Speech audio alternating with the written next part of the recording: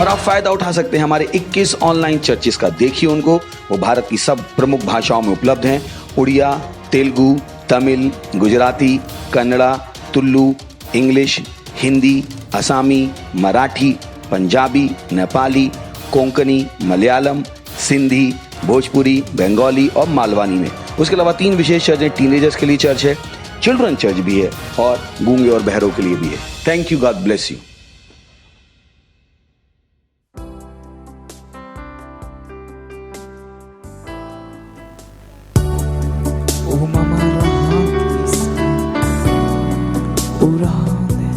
मैं केवल तुझको देखूं, केवल तुझको मैं देखूं। ओला ला ला ओ मेरे हर एक स्थिति में मैं अपना ध्यान केवल तुझ पे रखूं।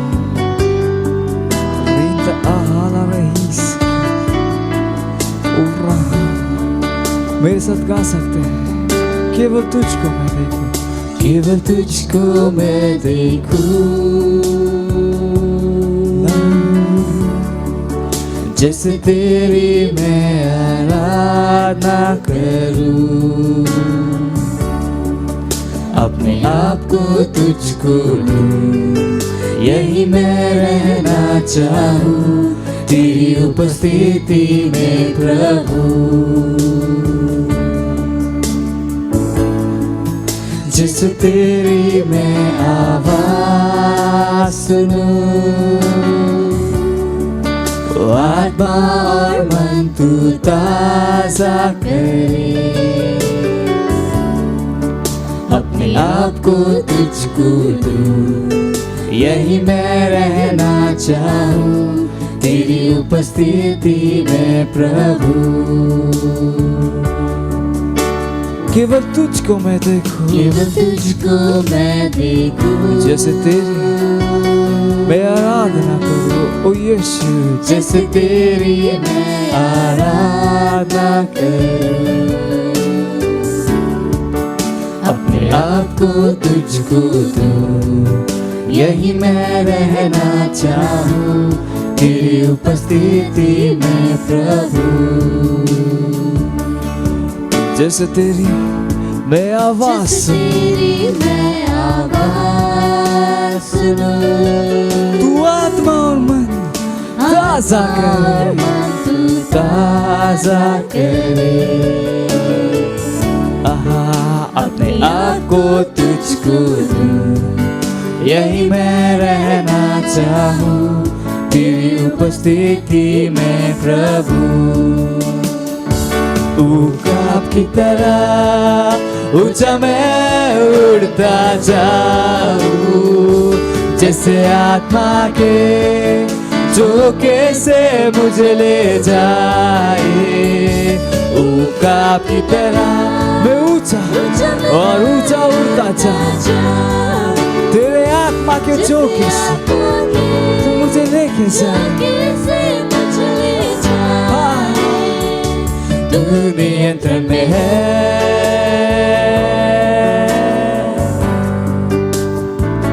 तू नियंत्रण में है, सब चीजों के तू है, तू नियंत्रण में है।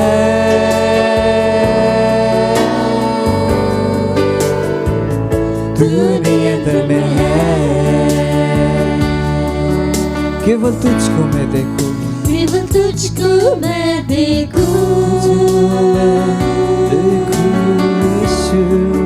जैसे तेरी मैं आराधना करूं, जो कोई आप है उसकी आराधना, अपने आप को तुझको, मैं अपने आप को तुझको, और यही मैं रहना चाहूं तेरी उपस्थिति में प्रभु। और जैसे तेरी मैं आवाज सुनूं, जैसे तेरी मैं आवाज सुनूं, आत्मा और मन तू ताजा करे, अपने आप को तुझको दूं, यही मैं रहना चाहूं तेरी उपस्थिति में प्रभु। उकाब की तरह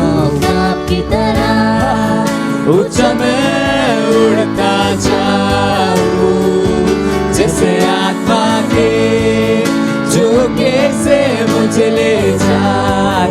उकाब की तरह मैं ऊंचा और ऊंचा उड़ता जाऊं जैसे आत्मा झोंके से तू मुझे ले जाए। तू है उकाब की तरह ऊंचा मैं उड़ता जाऊं जैसे आत्मा के झोंके से मुझे ले जाए।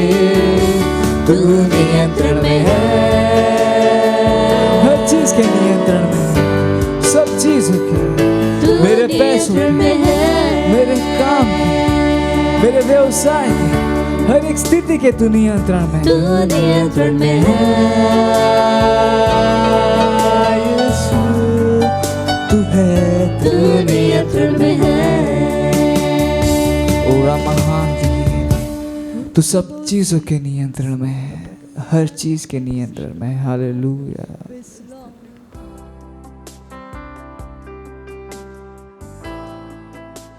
वाह वाह वाह, राउर लोगन का हमने की भोजपुरी चर्च में स्वागत है। इस सुंदर समय प्रार्थना का राउर जहाँ कहीं पर भी है अपने पवित्र हाथ के उठाएं और हमने के साथ प्रार्थना करी, प्रभु का धन्यवाद करी।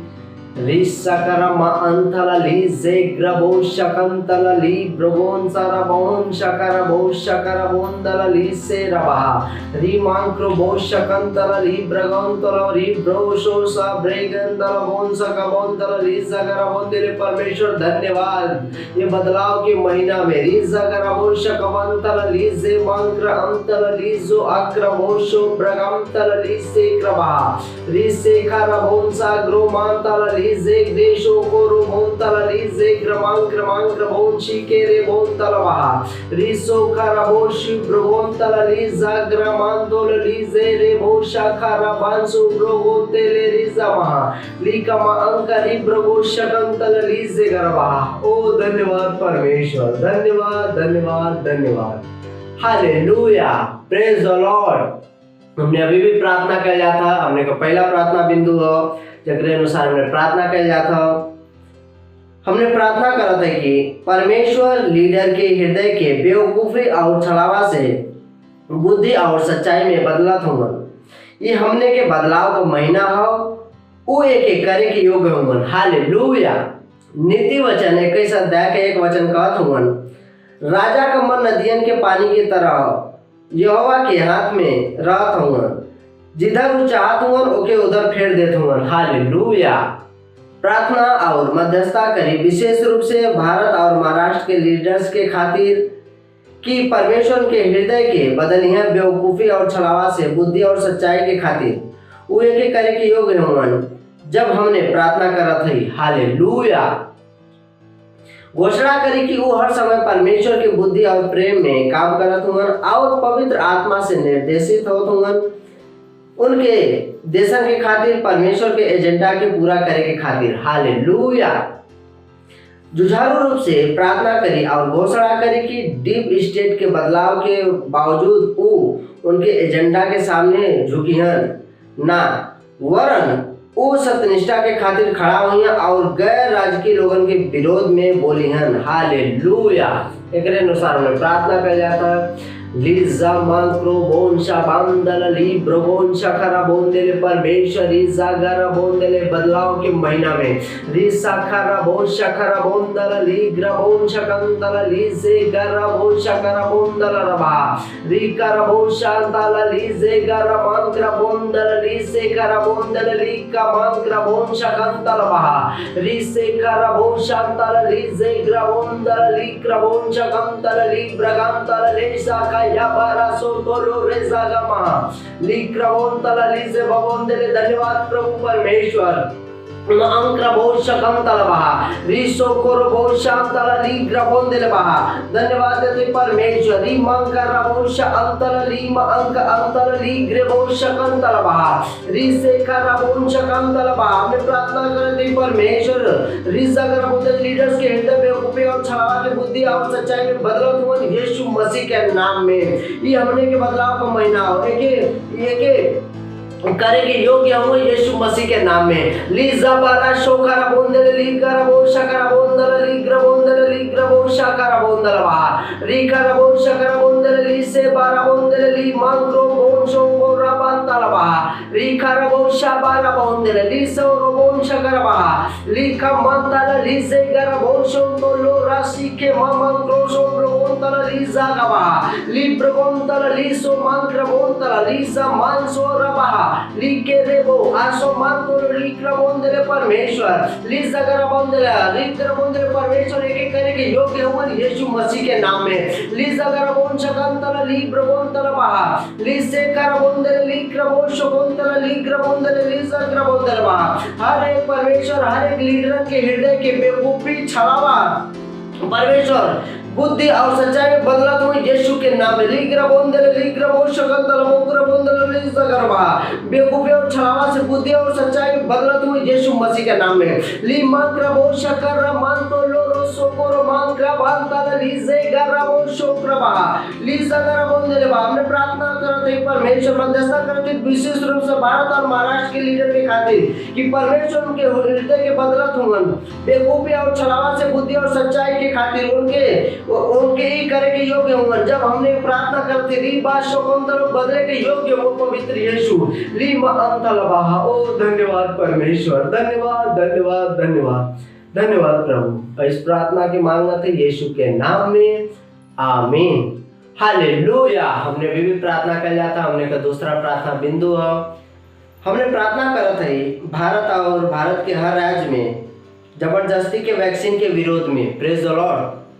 भजन संहिता 22 अध्याय का 27-28 वचन AMPC कहत हुन और पूरा पृथ्वी प्रभु के याद करिए और प्रभु की ओर मुड़ जाइए और विश्व के सब परिवार परमेश्वर के सामने झुकी और उनकर आराधना करी काहे कि राज और गद्दी प्रभु के ही हो और उद्देश्य के ऊपर शासन करत हुन हालेलुया। हमने प्रार्थना करत है जबरदस्ती के वैक्सीनेशन के विरोध में राज्य के देशन में लॉकडाउन के विरोध में और वो सब योजनावन के विरोध में जवन के डीप स्टेट के विचारन के प्रमोट करत दिखाई देत हुन हालेलुया। घोषणा करी कि मसीह विरोधी का समय अभी तक शुरू ना भइल हो वरन सुसमाचार मुक्त रूप से फैलत रही और बहुत से लोग प्रभु के जरिए भारत में महाराष्ट्र में बिहार में उत्तर प्रदेश इत्यादि में सुसमाचार के प्रचार और शिक्षा से यीशु के नाम में आमीन। एक अनुसार में प्रार्थना कर जाता ली साखरा बोशांतला मांका अंतला ली बोशोंतला ली ग्रेबोन सांतला रबहा ली खरा बोनसा ब्रोंतला ले जागरा बोंतला ली ब्रो बोशांतला ले मांका रबान तोलबहा रिसो को रोबो शाखरा मांतला ली जेग्रबो अंक अंत ली ब्रगोन शांतला ली ग्रेसो नांतोलो रोबा शिखे रे मामा मांसो नोरगबहा लिखे रे बोशो को रोबोन शांखरा बोंदले परमेश्वरी बारा बोशकरा बोंदल जबरदस्ती वैक्सीनेशन के विरोध में प्रार्थना करते प्रभु जी ली शाखरा बोंतला ली राबो शाखरा मानतो लो रे शाखा बांतो लो दी जेगारा बोशी के रे बहा ली सोबारा जोंतो ली बारा शोखरा बहा लिंक क्रमांक बोंद ली प्रगोन शांतला ली ग्रबो शाखा या बारा सोब्रगन तलबहा री क्रमांक बोन शोंतला ली ब्रे शोंतो लो रसी के रे बोशा का बहा इन तलबहा री क्रमोन शाखरा बोंदला ली से बोंदला ली जाबाया सिकेरे बोशी बारा बोंदला ली मांक्रबा लाक्रिंग क्रमांक बोन शा अंतला ली जे ग्रबोन सरबा अंक्रबा रिसे करबोन तला ली जे गरबा रिसे करबोन शा करबोन शा तला ली जे रबोन शा कबा। धन्यवाद देते परमेश्वर ली करबोन तला ली ग्रबोन तलबा री रबोन शा करबोन तला ली करबोन तलबा ली ग्रबा।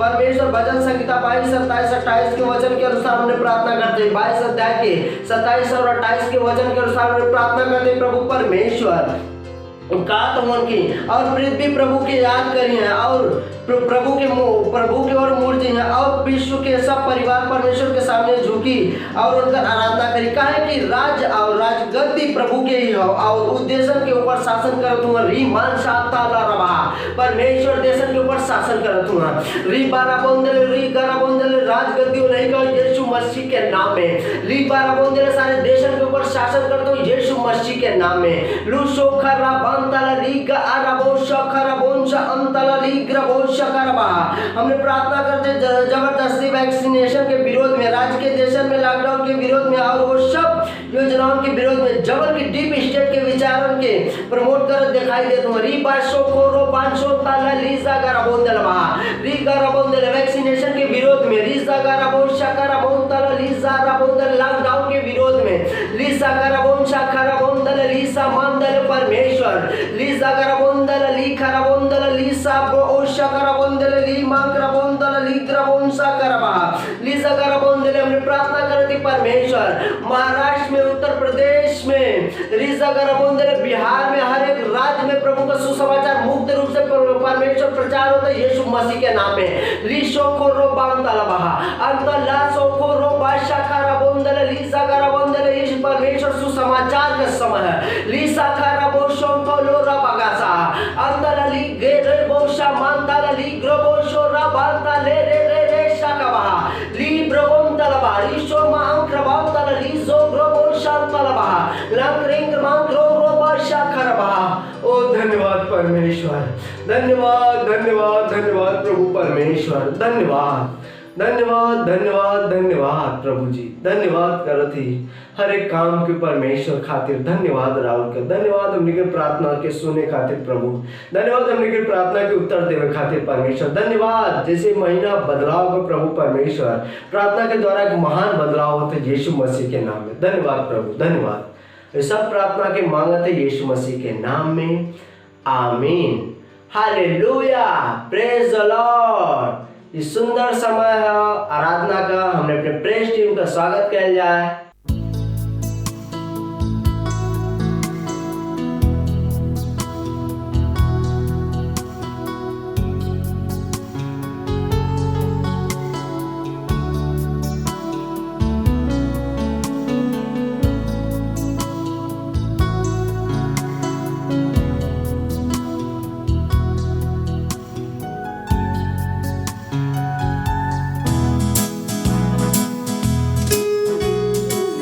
ओ यीशु मैं तुझसे प्रेम हाँ तू हमेशा मेरी रक्षा करता है और मेरे बारे में तू सोचता है हालेलुया यीशु तुझसे प्रेम करूं कितना तुझसे प्रेम करूं हमेशा रक्षा करता मेरे बारे में सोचता ओ यीशु यीशु यीशु तुझसे प्रेम करूं कितना तुझसे प्रेम करूं हमेशा रक्षा करता मेरे बारे में सोचता तेरा प्रेम पाना आनंद की बात है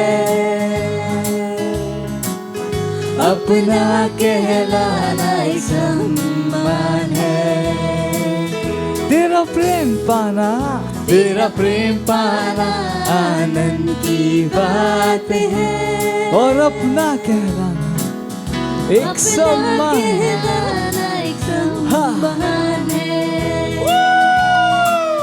यीशु तुझसे प्रेम करूं हाँ कितना तुझसे प्रेम करूं हमेशा रक्षा करता मेरे बारे में सोचता ओ यीशु यीशु यीशु तुझसे प्रेम करूं हाँ कितना तुझसे प्रेम करूं हमेशा रक्षा करता मेरे बारे में सोचता हमेशा रक्षा करता मेरे बारे में सोचता Hallelujah Praise the Lord Praise the Lord Hallelujah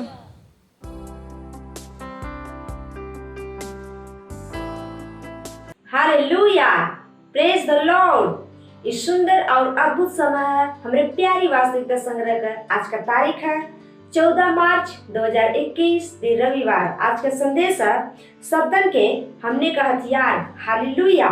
वचन ले रही है 1 अध्याय का 12 और 13 वचन से। और पिता का धन्यवाद करत रहा, वो हमने के अंधकार के वश से छोड़ा के अपने प्रिय पुत्र के राज में प्रवेश करोना। हालेलुया। ऊपर के वचन से हमने देखा था कि खाली 2 तरह के लोग हवन। एक ऊजे अंधकार के सामर्थ के अंतर्गत हवन और दूसर जे परमेश्वर के प्रिय पुत्र में हवन। जब तक रउआ नया जन्मल ना हो जात है और परमेश्वर के प्रिय पुत्र के राज में ना लियावल जात है, रउआ अंधकार के सामर्थ के अंतर्गत रहत है। हालेलुया। रउआ शैतान और रउआ से संबंधित हर वस्तु का ईश्वर बन जात है। हालेलुया।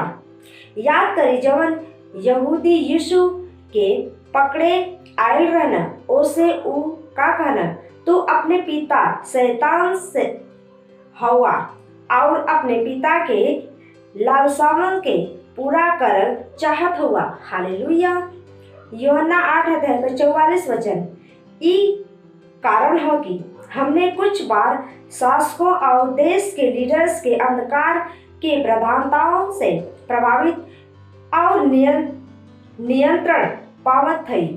जब ए तरह से अधिकारी दुष्ट निर्णय के लेत हमन और दबावे वाली योजना के लागू करत हमन तक ई यही से होता, काहे कि ओ दुष्ट बल से प्रभावित करन। ई कारण है कि हमने लीडर्स के खातिर प्रार्थना करत हई, ताकि अंधकार के बल से प्रभावित होए के बजाय वो परमेश्वर के आत्मा से प्रभावित हो सके। हालेलुया।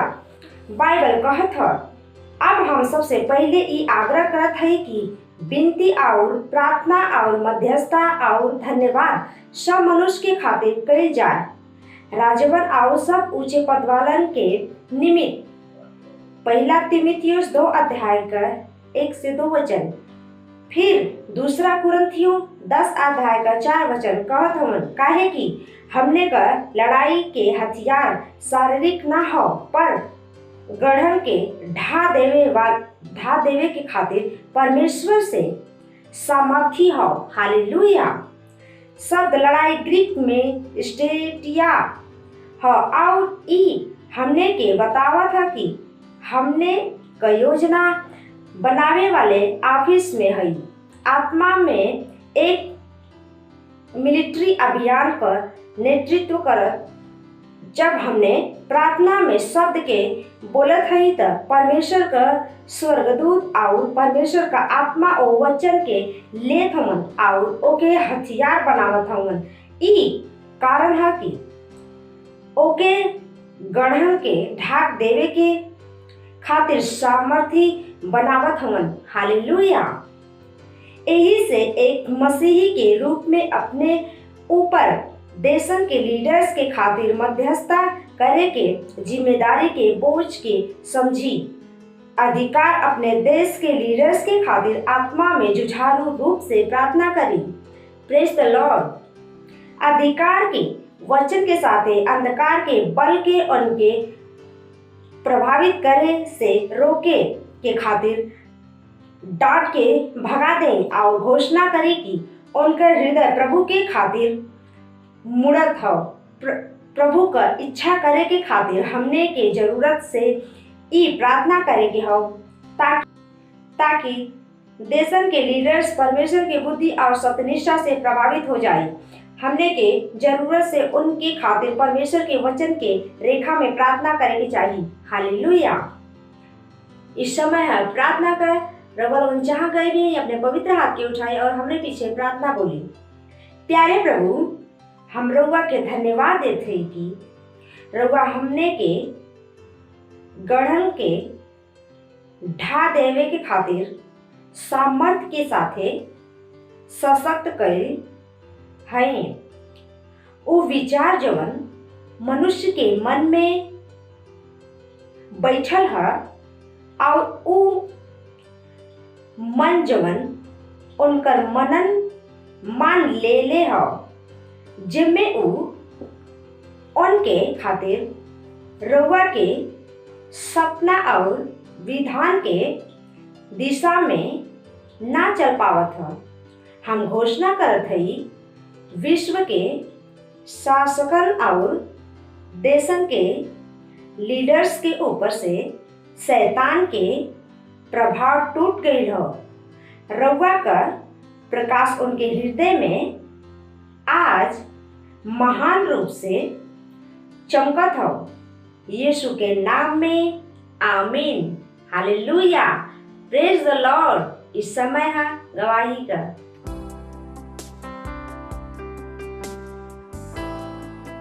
मैं परमेश्वर के नाम को धन्यवाद देती हूँ। मेरा नाम आराधना नीलेश ओगले है। मैं थाने चर्च से हूँ। मेरी गवाही ये है, पहले मैं मसीह थी। मैं पहला चर्च में जाती थी। मैं अभी परमेश्वर के स्पर्श महसूस नहीं किया था, बट जैसे ही पास्टर आइजैक को सुनने लगी, वचन पर चलने लगी, तब पास्टर आइजैक प्रेयर कर रहे थे, तब मुझे परमेश्वर का स्पर्श हुआ। मैं परमेश्वर का धन्यवाद देती हूँ कि मुझे परमेश्वर ने स्पर्श किया। मैं धन्यवाद देती हूँ पास्टर आइजैक का, जिन्होंने ऑनलाइन चर्च चालू किया। धन्यवाद, जिसकी वजह से मेरा ग्रोथ हुआ, वचन की समझ मिली। धन्यवाद, प्रभु यीशु को धन्यवाद देती हूँ। मत सोचिएगा कि आपने कोई गलती कर दी या आपने कुछ इतना बड़ा काम कर दिया कि परमेश्वर का प्रेम आपके लिए खत्म हो गया। और कभी मत होने दीजिएगा कि आप अपने आप को बेकार समझें। जब आप 24 घंटे प्रेम में चल रहे हो तो आप 24 घंटे किस में चल रहे हो? परमेश्वर की भरपूरी में। Praise the Lord, hallelujah. अगर आपको उद्धार में चलना है तो आपको प्रेम करना पड़ेगा। Praise the Lord. तो प्रेम केवल मुंह का नहीं, प्रेम में आप एक कदम उठाते हो। जैसे परमेश्वर ने जब हमसे प्रेम किया तो उसने कुछ किया। जो सम्मान परमेश्वर ने यीशु मसीह को दिया, जो मौका परमेश्वर ने यीशु मसीह को दिया, वही मौका उसने मुझे और आपको दिया। हालेलुया। उसने हमें उसके पास बुला लिया। हालेलुया। उसने हमारा उसके बीच का जो संबंध टूट गया था उसको क्या कर दिया? जोड़ दिया। ग्लोरी। किसकी वजह से? प्रेम की वजह से। हालेलुया। मैं आदेश देता हूं बीमारी को उनके शरीरों से जाने का यीशु मसीह के नाम। मैं उन अशुद्ध आत्माओं को, उन दुर्बलता की आत्माओं को, उन बीमारी फैलाने वाली आत्माओं को आदेश देता हूं उनके शरीरों से जाने का और वापस नहीं आने का यीशु मसीह के नाम।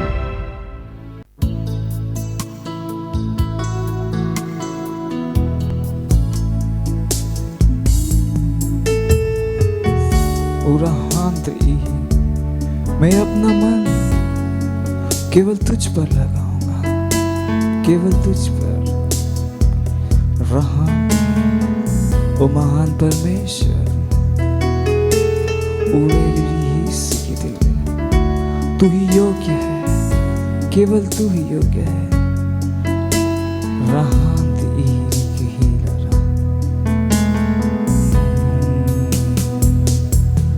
अपना मन तुझ पर मैं लगाऊंगा,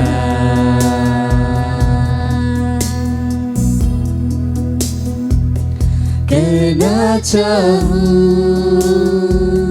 केवल तेरी उपासना। गए अपना मन, हाँ अपना मन तुझ पर मैं लगाऊंगा,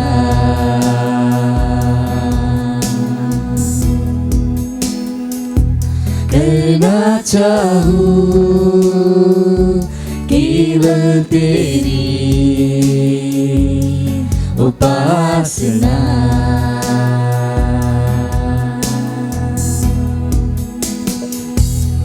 कि तू है महान और स्तुति के योग्य, यीशु तू है महान, कि तू है महान और स्तुति के योग्य, केवल तू ही, केवल तू ही है प्रभु।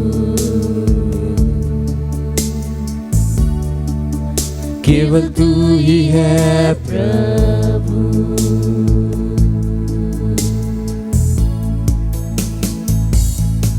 अपना मन तुझ पर मैं लगाऊंगा,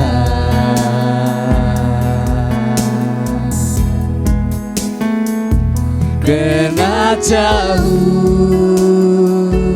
केवल तेरी उपासना। मैं अपना मन तुझ पर मैं लगाऊंगा,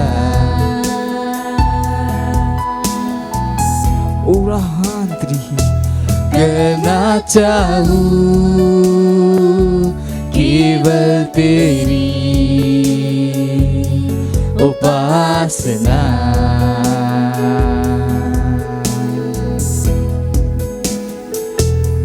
कि तू है महान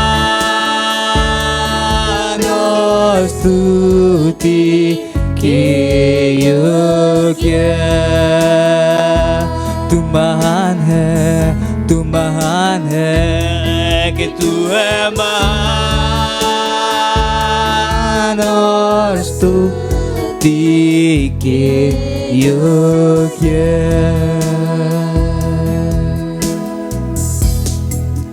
केवल तू ही है प्रभु और कोई नहीं, केवल तू ही है प्रभु। यीशु तू है, केवल तू ही है प्रभु, केवल तू यीशु, केवल तू ही है प्रभु।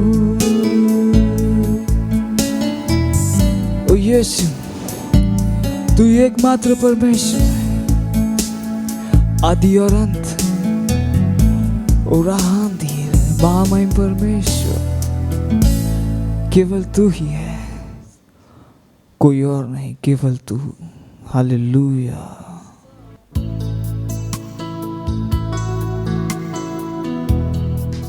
Rundele rale shati alagadayali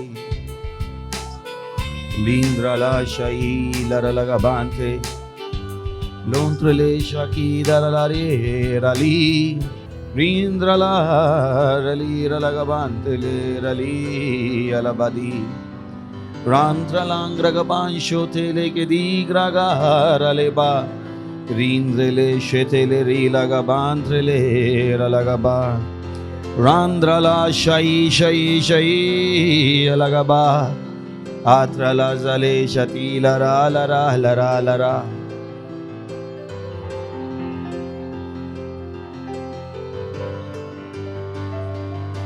O Lord, I worship you.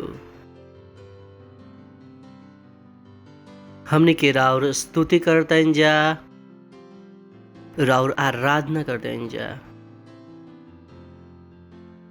राउर नाम के ऊंचा उठाते हैं जा। धन्यवाद उस सब सामर्थ देवे खातिर। धन्यवाद रुआ के जाने के अवसर देवे खातिर। धन्यवाद इतनी इस समय खातिर जरूर हमनी के देनी है कि हमनी के राउर वचन से सीखी जा और आगे बढ़ी जा। हमनी के कहते हैं जा परमेश्वर हमनी के आँख हमनी के मस्तिष्क खुलल बा राउर वचन से सुने खातिर और ग्रहण करे खातिर। धन्यवाद तनी। आई प्रार्थना के यीशु मसीह के नाम में मांगा तनी, आमीन। Praise the Lord. बैठ सकतनी। Praise the Lord. पड़ोसी के हाई फायदे सकीला कह सकीला। राव स्वागत बा चर्च में, स्वागत बा राव नया स्तर में। हालेलुया। यू नो काम करल और समझ के साथ काम करल, दोनों में बहुत अंतर बा। Praise the Lord. जब रुआ कोई काम के उद्देश्य के जानिला तो काम के पूरा करे के आसान हो जाला। Praise the Lord. दुनिया के सबसे बड़ा परेशानी ई नहीं खे कि उनका भी पैसा नहीं खे। दुनिया के ई परेशानी ई नहीं खे कि हमार बच्चा जेल में बंद बाड़न। दुनिया के परेशानी ई ना है कि कोई बीमार बाड़न। पर इंसान के सबसे बड़ा परेशानी बा कि का ऊ अपन जिए के उद्देश्य जानेलन। It's important. बहुत से लोग जिए में लागल बाड़न, बस जिए के उद्देश्य में लागल बाड़न, और ये सबसे बड़ा ट्रेजेडी बा लाइफ के। लाइफ में जीलन बिना लाइफ के उद्देश्य जानले। Learn to think deeper, or I should say learn to think spiritual. जिंदगी में आत्मिक बात के सोचे के शुरू करी। छोटा चीज के छोड़ के बड़ा चीज पर ध्यान देवे के शुरू करी। बहुत से बार लोग लगेला कि अरे कि हम बड़ा चीज खातिर नहीं खी, हम छोटा सा ही काम चला लेम। अगर वह बड़ा समझ लेम तो छोटा अपना आप मिल जाई। काहे कि छोटा बड़ा में बा कि जितना मेहनत रुआ छोटा के समझे में लगाईम, शायद उतना ही मेहनत बड़ा के समझे में लागे। पर फायदा ई होई कि जब बड़ा मिल जाए तो छोटा फ्री में आ जाए। Praise the Lord. Hallelujah, hallelujah. So today we are starting a series series शुरू करतन जा, ओकर नाम है चर्च के मिशन और चर्च के उद्देश्य। चर्च जाइल काफी नहीं है, चर्च के मिशन और चर्च के उद्देश्य पता होखल बहुत जरूरी बा। जो उद्देश्य ना जानेलन वो हमेशा उनका नौकर हुयन जो उद्देश्य जानेलन। ये लाइफ के रूल है। अगर हुआ के लाइफ में आगे बढ़े के बा, जो कि पता बा हमारी बढ़े के बा, है ना, नहीं के बढ़े के कि तभी रुआ अपन घर बिस्तर घर छोड़ के ये यहाँ गए नहीं। Praise the Lord. यही से अनी ना, और पीछे जाए खातिर तो अनी ना हमारे सुने खातिर रुआ के पता बा कि ना कुछ तो बुद्धि मिल जाए, कुछ तो हम आगे बढ़ जाए। वही चीज बा जो संडे के दिन रुआ उठनी, नहायनी, धोयनी, तैयार होके यहाँ आ गई नहीं। कुछ तो अभी संडे मॉर्निंग ही मनाओ तरन। ना अभी भी का बारन बिस्तर में बारन का बाकी या संडे है, बिस्तर सेलिब्रेटिंग संडे। पर हम और रुआ संडे के दिन भी यहाँ पर आ गई नहीं जा। It's good, but it can be better. वो अच्छा बा, लेकिन ओकरा से बेहतर हो सकेला। चर्च के मिशन और चर्च के उपदेश। Praise the Lord. हालेलुया। और ध्यान रखें, जब वो चीज के उद्देश्य समझ लें, ऑलरेडी का हो जाए मालिक। 3 तरह के लोग होलन दुनिया में। सारा लोग वो टीम के कैटेगरी में आजी हन। एक ऊ जो काम करे के जानेलन, एक ऊ जिनका अगर पता बा कि कैसे काम करे के बा, और तीसरा ऊ कि उनका पता बा कि काम काहे करे के बा। कितना तरह के लोग?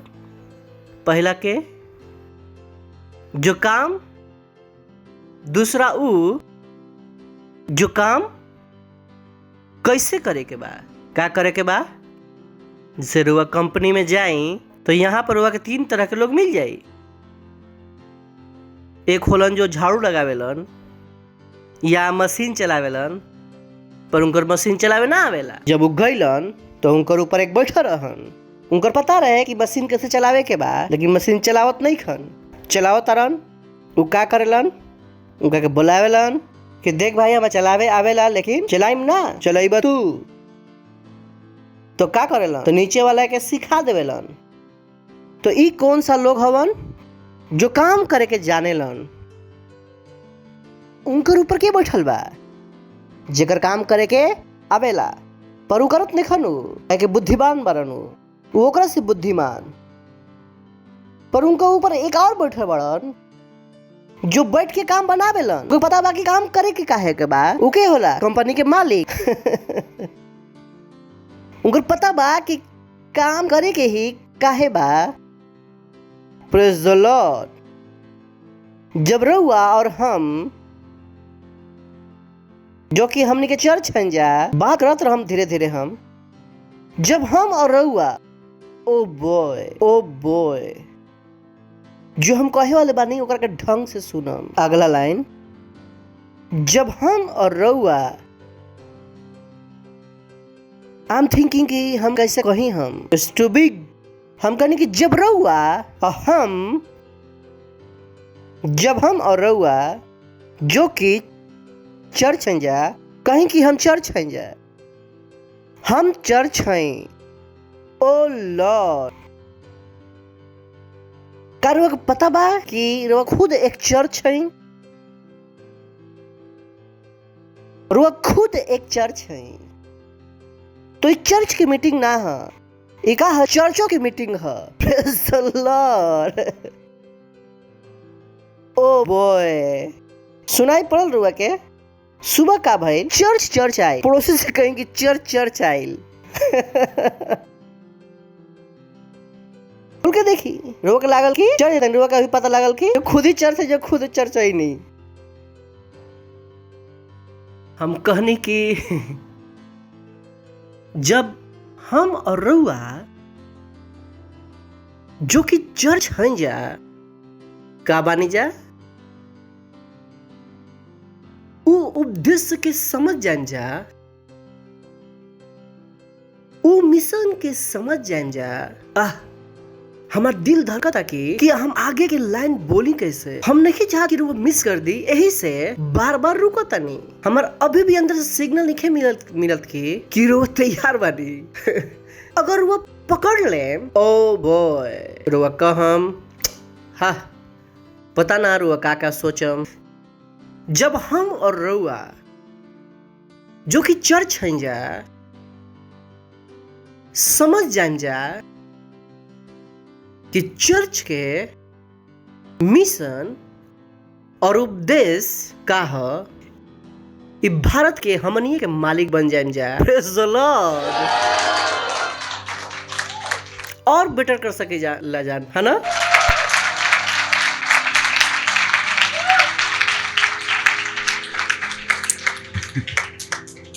जो वस्तु से लोग परेशान होलन लोग, हम ओकरा से ना परेशान होले, बिकॉज हम उ वस्तु के मालिक हैं। काहे कि हमरा के हमर पता बा कि हमार उद्देश्य का है, हमार पता बा हमार मिशन का है। जो चीज दूसरा के हरा दे, उस चीज के हम पीस के पाउडर बना दे। Praise the Lord. हाँ, हमारे सिंसियर प्रार्थना भाई कि रुआ हमारे साथ चलत रही जब जर्नी में, और रुआ पूरा शिद्दत से, पूरा ईमानदारी से, सच्चाई से इस बात की समझे में कोशिश करम कि हमरो एक आज समझाओ तनी। Praise the Lord. सुनो तनी, हेलो। तो कितना लोग मालिक बनल चाहत रहन? Am I right? Praise the Lord. Hallelujah. So हम और रउआ चर्च हैं जा, पहला पॉइंट लिख लिए, हम और रउआ चर्च है जा। Oh boy, it's beautiful, is big, is huge, कि हम और रउआ चर्च है जा। तो पहला चीज जब रउआ की समझ में आ जाला कि हम और रउआ चर्च हैं जा, कि हम और रउआ 24 घंटा के चर्च हैं जा, 7 दिन के चर्च हैं जा, साल के 365 दिन के चर्च हैं जा, क्योंकि हम और रउआ का हैं जा चर्च। तो रउआ जो चर्च में होखल रउआ देखिला वो केवल चर्च तक सीमित ना रखेला। जब चर्च में होकर वो देखेला और वो हर दिन के जिंदगी हो जाला, क्या है कि वो खुद भी क्या है चर्च है। हाँ, इट्स स्पीक, समझावत रहन। हम फिर से कहते नहीं, जो चर्च में रुआ होखल देखिला वो रुआ से गतिविधि दिखाई ना देवेला। सही बा ना? रुआ के लागेला कि हम चर्च जाते नहीं और अपना घर से चर्च जाते नहीं। अब रुआ के समझ में आ गई बा, रुआ अपन घर से चर्च नहीं जा, चर्च से चर्च जाता। कितना के बात हमारे समझ में आवता? का समझ में आई? चर्च से चर्च जाता। अगर रुआ के पता बा कि होता का, जैसे कि अभी कि बच्चा 12 साल के टीनेजर बड़न, कॉलेज स्कूल जाता रहन, तो जब वो कॉलेज जाता रहन तो उनको पता बा कि करे के का बा। अपन बैग लेवे के बा, कॉलेज के यूनिफॉर्म पहने के बा, और उनका कहाँ जाए के बा? कॉलेज स्कूल जाए के बा। और उनको पता बा कि कहाँ जाता रहन, उनकर उद्देश्य उनकर पता बा, और उनकर उद्देश्य के हिसाब से अपन तैयारी करेला। तो गाक पहनी हन, टी शर्ट पहनियन के स्कूल के यूनिफॉर्म,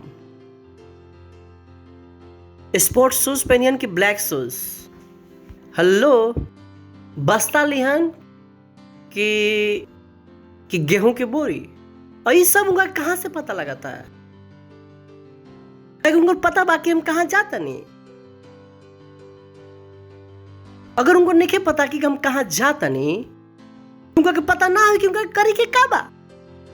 अगर उनको नहीं पता कि हम कहां जाता नहीं और जहां हम जाता नहीं वहां पर कहा कर जाता नहीं, वो जो भी निर्णय लिहन वो सही ना हुई।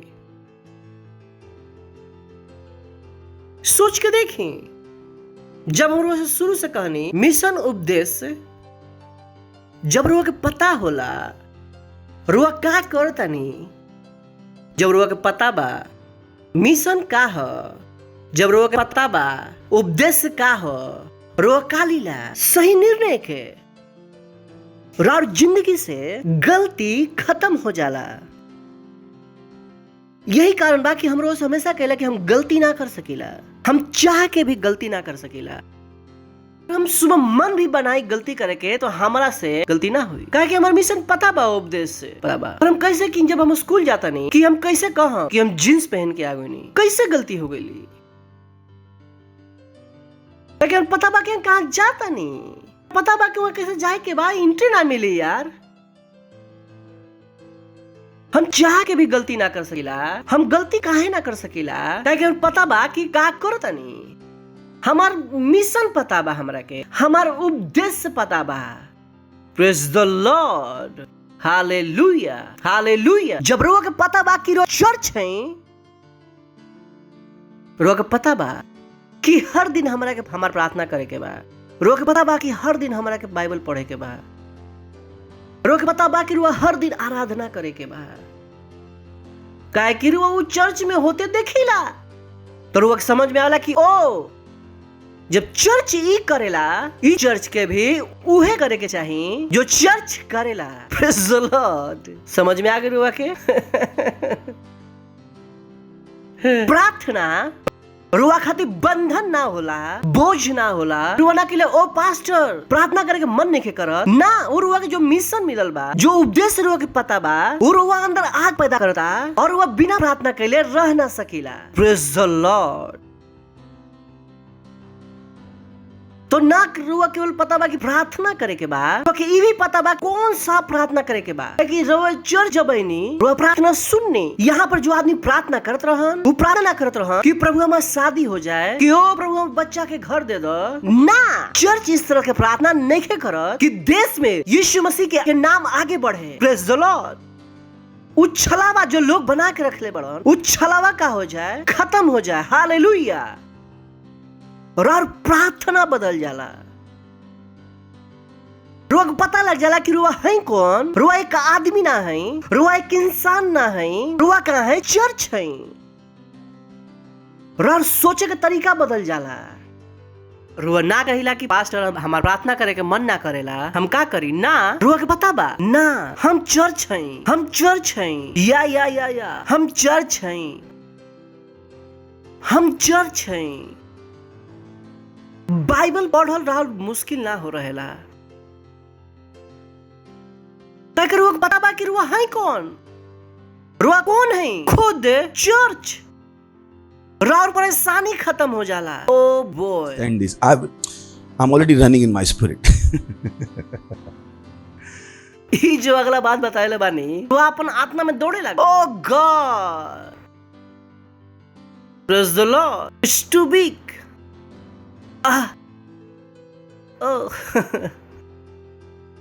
जब वो समझ जाइला कि वो है कौन, और परेशानी खत्म हो जाला। का हो जाला? रुआ कहम की परेशानी कैसे खत्म होला? कहे कि चर्च परेशानी में नहीं है, चर्च परेशानी सुलझावेला। Praise the Lord. कहे कि रोग पता बा जब रोग पहली बार चर्च गई रही, काहे कैसे गई रही, परेशानी सुलझावे ना गई रही। कि रोज समझ में आ गई कि हम चर्च की तरह परेशान ना हो रह सकीला। अब हमारा क्या करे के बाद, परेशानी सुलझावे के बाद। Praise the Lord. और दिमाग बदल जाला। कितना के बाद हमारे समझ में आई कि हमारी बात समझ में आवता। सुनो तनी, हाँ, और दिमाग बदल जाला। ना यार, हम खुद चर्च है, हम परेशान कैसे हो सकेला। हम तब दुनिया की परेशानी सुलझावे खातिर बनावल गई रही। Praise the Lord. और जिंदगी में एक नया अर्थ आवेला। अर्थ चीज के देखे के और तरीका बदल जाला। तो जब रुआ सुबह उठीला, रुआ प्रार्थना ना करेला कि प्रभु हमरा के बचाई, और रुआ कहिला कि प्रभु बाकी लोग के बचाई। Praise the Lord. अगर रुआ को पता बा कि रुआ खुद ही है जो दूसरा के बचाईला। जब रुआ और प्रार्थना की जरूरत ना होला कि प्रभु हमार दुश्मन से बचाई, प्रभु हमार भला कर। हेलो, रोक लगेला कि हम प्रार्थना करेला वो अपना खातिर। कितना के लगेला कि हम ही प्रार्थना करेला सुबह उठ के अपना खातिर। कभी सोच सकीला कि हम सुबह उठ के कहला कि प्रभु हमारा के आशीष दी। रोक लगेला का है कि हमें सालों पहले समझ में आ गए रहेगी कि हम एक चर्च है। तो जब हमारे पास्टर दुनिया बदल सकेलन, तो हम भी दुनिया बदल सकीला। Praise the Lord. हालेलुया। अगर हमारे पास्टर के पास पैसा बात हमारा अमेरिका है ना होई। Praise the Lord. हम अमीर पास्टर के चर्च में, हम गरीब मेंबर ना रह सकीला। रोक लगेला कि हम अमीर हैं, तो मत सोचम कि रुआ गरीब हो सकीला। कि पास्टर के पास बता हमारा कैसे नहीं है। रुआ हमारे पैसा से परेशानी ना होला कि हमारे पैसा देख के रुआ पता लग जाला कि रुआ के पास कितना होगा कि चाहिए, कि हमार कपड़ा पहने के तरीका से पता लग जाएगा कि हमारे चर्च में कपड़ा पहन के कैसे ना इना के हवाई चप्पल में आ जाएगा। रोज समझ में आ गया कि हम कहाँ हैं, चर्च हैं। 24 घंटा। Praise the Lord. क्या कर रहे हैं? 24 घंटा। You are in your own world. रुआ अपन दुनिया में रह के शुरू कर दिला। Praise the Lord. ये दुनिया रुआ के समझ में ना आवेला। ये दुनिया रुआ के हरा ना सकेला। ये दुनिया बहुत छोटा लगेला। रुआ कह रहे आया।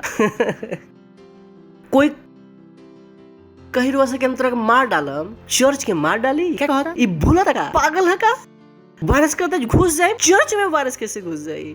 ना कि मीटिंग के बाद कि पास्टर पिछला बार प्रार्थना के लिए रही, एक बार फिर कर दी। नहीं।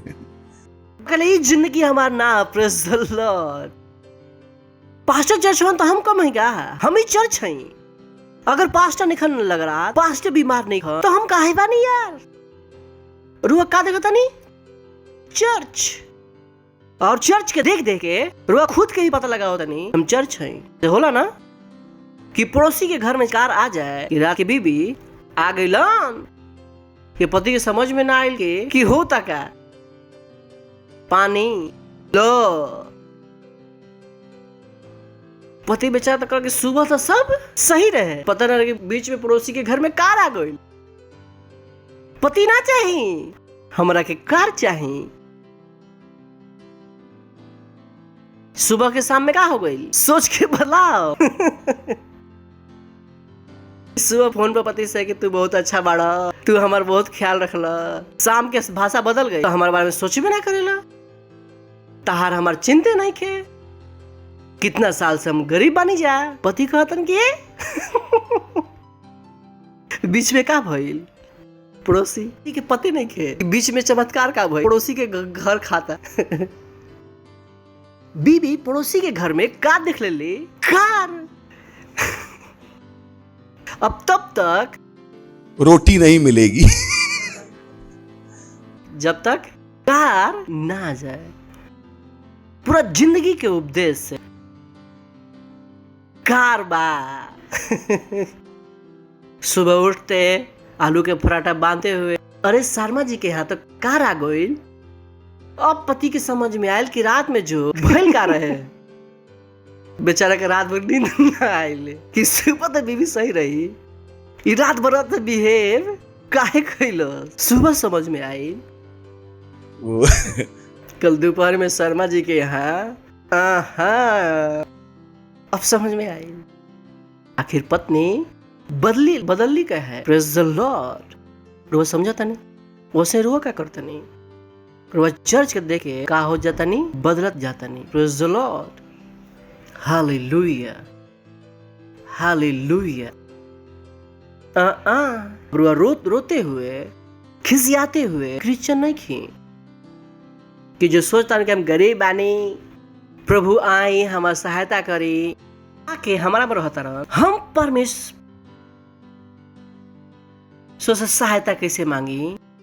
जो प्रभु हमारा अंदर दूसरा के सहायता करे खातिर आ चुकल बड़ा। और जिंदगी बदल जाला, सोच बदल जाला, दुनिया के देखे के तरीका बदल जाला।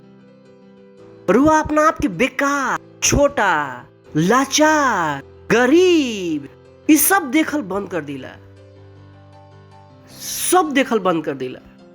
काहे कि दर्शन बदल जाला। काहे कि मिशन उपदेश से समझ में आ जाला कि हम हैं कौन।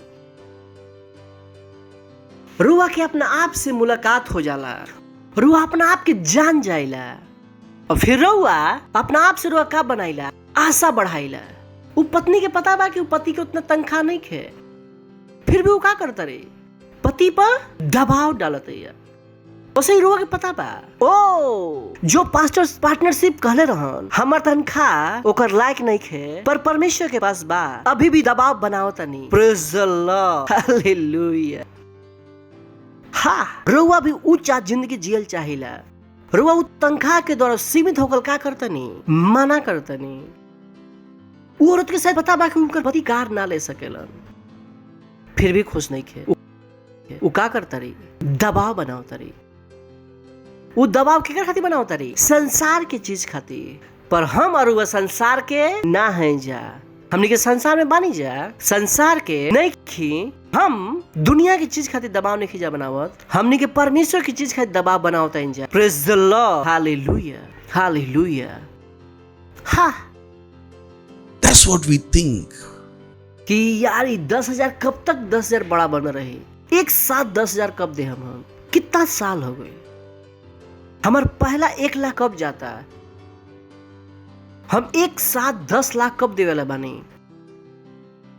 कब हम दिन में 2 घंटा अन्य भाषा बोल सकीला बिना रोके, कब हम अपन डेली बाइबल पढ़ सकीला, कब हम रोज आराधना कर सकीला, कब हम रोज प्रचार कर सकीला। चर्च में प्रचार होता, हम चर्च में प्रचार करता नहीं। रोग पता बा कि कि हर दिन का जीते के बा, आत्मा रुआ अपन उस संसारी जिंदगी के छोड़ के एक ऊंचा जिंदगी जियल शुरू कर दिला, जो जिंदगी जिए के परमेश्वर रुआ के बोले ले बड़न। हालेलुया। रुआ अपना आप के आम इंसान देखे के बंद कर दिला, जो सरकार की पॉलिसी से जो बस बा, जो पड़ोसी ले पैसा लेके भाग गई, इससे बेकार बा। ना ना ना ना ना, पता बा आशीषित बानी, हम आशीषित बानी। दुनिया के कोई भी चीज हमार आशीष के छीन ना सकेला। Hallelujah hallelujah. समझ में आओ तो रुआ के कोई भी चीज हम घाटा में ना हो सकेला। हम कहाँ आशीषित हैं। चर्च के गरीब ना बना जा सकेला, चर्च के दबावल ना जा सकेला, हमरो के गरीब बनावल ना जा सकेला, हमरो के दबावल ना जा सकेला। हम केकर खाती बानी? जीते खाती बानी। Praise the Lord. हालेलुया। आज से ना सालों से हमरो से हमेशा कहनी ना कहनी कि भारत के हम चलाएं, कहाँ से बोलत रहन। रुआ के समझ में आ गई आज कि हम कहाँ से बोलत रहे, कि हम पहले दिन से पता रहे कि हम चर्च है, हमें पता रहे कि भारत के मालिक के है हम। तो बोल बच्चम ना रहे ना हो हमार का हम मनन, जेकरा साथ मुठेला हम खाइला पीला, हमार दिमाग में ही चलेला एक दिन भारत के चलाई हम। तो जो गद्दी पे बैठल रहे दर पर चलाइम हम ही। हमारे अंदर दूसरा चीज घुस ना सकेला। हम केवल भारत के निवासी ना हैं, हम भारत के मालिक भी हैं। Praise the Lord. और मालिक के परेशान ना कर सकेला। ओ हालेलुया। हेलो, कहें कि हम चर्च हैं। हा हा हा हा, उससे जोर से हाई फाई कि हम चर्च हैं। चर्च हैं, हम चर्च हैं, चर्च हैं। हालेलुया। तो सुबह के उठेला चर्च, दुनिया के परेशानी सुलझावे खातिर। Praise the Lord. सुबह चर्च उठेला दुनिया खातिर प्रार्थना करे खातिर। Praise the Lord. ई मारल टूटल आदमी ना हो, ई का हो? जीवन से बढ़कर बाप। Praise the Lord. इनका के पता बा कि जो हमार अंदर बड़न वो महान बड़न ओकरा से जो इस संसार में बड़न। हम सब कुछ कर सकीला वो मसीह के द्वारा जो हमरा की सामर्थ देवलन की। Glory. That's what you think. That's what you think. That's what you think. अगर राव टांग करस के हम उठे के मुंड नहीं खे, चर्च में जो हम कहिला वो होला उठ टांग यीशु के नाम में। Praise the Lord. अगर वो सुबह उठिला और एक आंख के दिखाई ना देवेला कि आंख बेटा तू देख ल, चर्च वाला वो देख यीशु के नाम में। Praise the Lord. ओ दैया दैया हमारा तो दिखाई नहीं दे, कोई डॉक्टर बुलाओ ना ना ना। रुआ आप अपन डॉक्टर हैं। Praise the Lord. रुआ पास्टर के नंबर नहीं ढूंढत, रुआ अपन अंदर के सामर्थ की याद करता नहीं। Praise the Lord. हा सुनाई पड़ राउर। पास्टर हमारे बच्चा के खांसी बा। चर्च के बच्चा के खांसी कैसे हो सकेला? रुआ के लिए खांसी भाग जाए यीशु के नाम में। Praise the Lord. वो ई ना कि चर्च के बाहर लाइन लगले बनी कि 7 दिन से खांसी बा, रुआ सुतत काहे रही चर्च में? चर्च 24 घंटे चालू रहे। का रहे? रही रोग पता ना रहे। रोग लागल कि ना पास्टर आज प्रार्थना करी हन तो चीज बदली। ना ना ना ना, वो अज्ञानता रुआ से चल गइल बा। Praise the Lord. हालेलुया। रोग पता लग जाला कि पास्टर आज खातिर वही यीशु मसीह मरलन, वही हमरा खातिर मरलन। Praise the Lord. रोग पता लग जाला कि जो पवित्र आत्मा जो पास्टर आज के अंदर बड़न वो हमारे अंदर भी बड़न। हालेलुया। जो यीशु के नाम में वो प्रार्थना करेलन वो यीशु के नाम हमरा खातिर भी बा। यीशु। हालेलुया। पास्टर आज के नाम बताए पड़ला कि आत्माओं के जीती सेल लीडर बन जाई। रोकले ना पास्टर मरने के हो रुआ कहे रुआ खुद चर्च है। कहते कि तो हम चर्च हैं तो अगला पास्टर भी हम ही है। Praise the Lord. रुआ का बनता नहीं अगला पास्टर। रुआ भी अपन चर्च देखा था नहीं, राउर बिल्डिंग राउर दिमाग में रोज आवेला। राउर अपन क्वायर दिखाई देवेला। Praise the Lord. इना कि हमार क्वायर खातिर ताली बजाई ना, ये हमारे चर्च के राउर अभी अंदर से बाहर आवल बाकी बा। Praise the Lord. सुना था नहीं ना?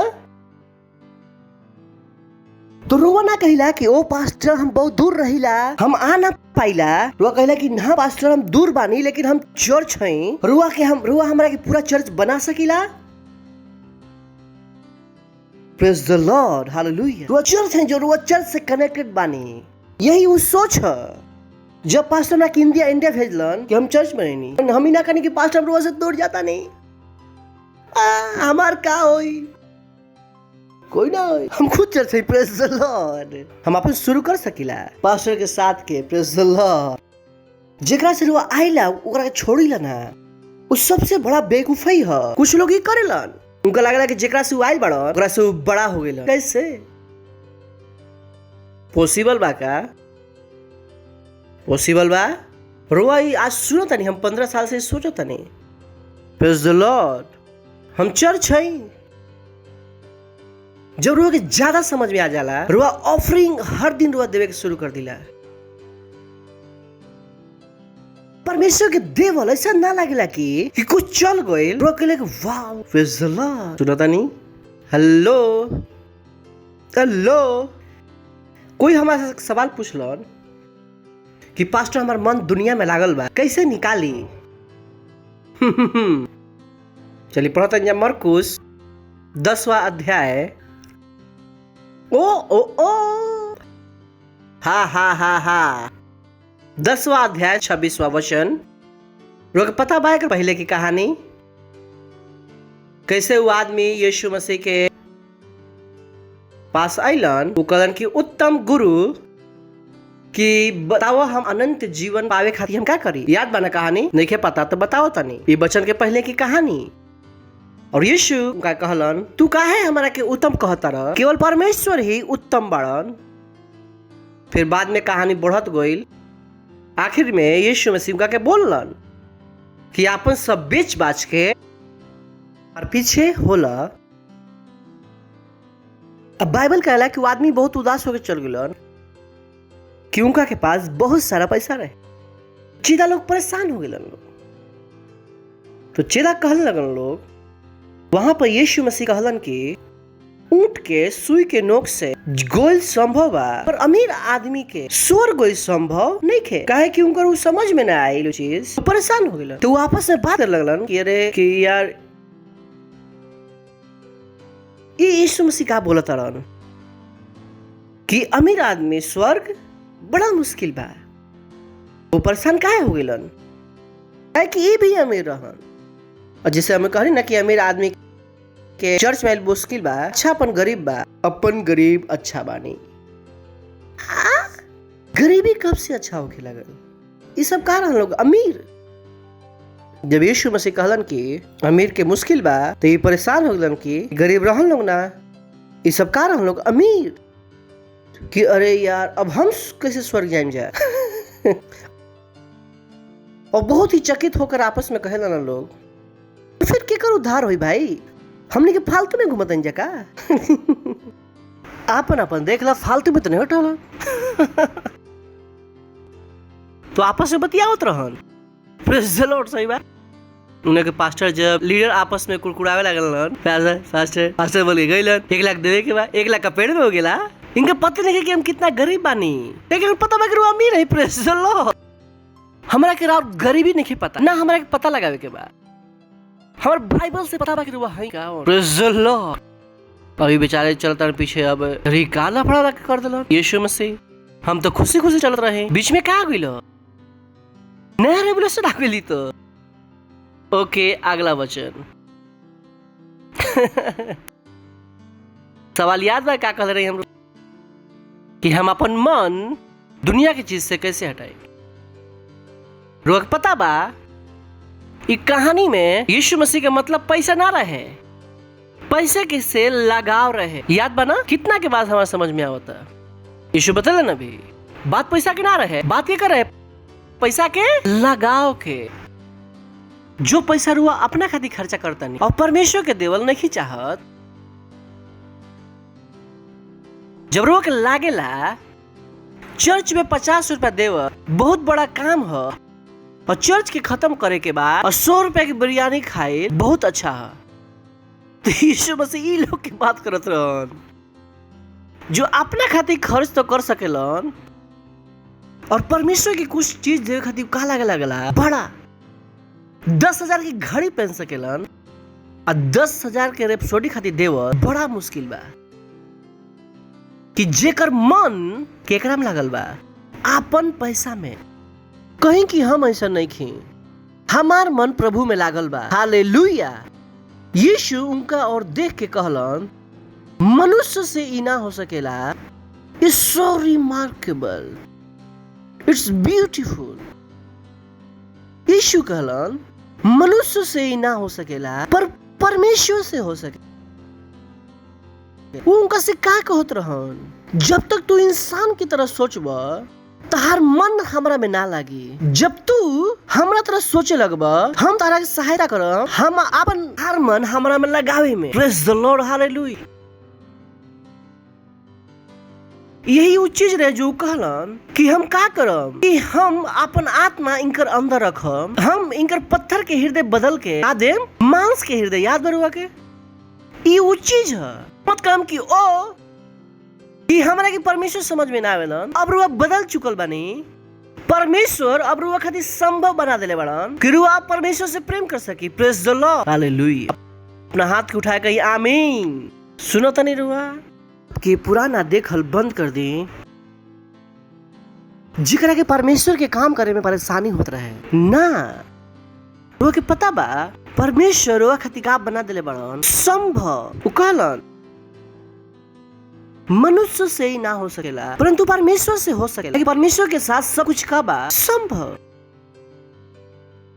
तो मत कहम कि हमारा से परमेश्वर की सेवा ना होई। रुआ कहला परमेश्वर अगर हम अपन दिमाग से सोची तो शायद ना कर पाई, पर रुआ के साथ संभव बा। वह हमार सहायता करतनी और सेवा करे में। Praise the Lord, hallelujah. सुनो तो नहीं समझ में आवत रुआ के लो रार सोच बदल गई। Praise the Lord, hallelujah.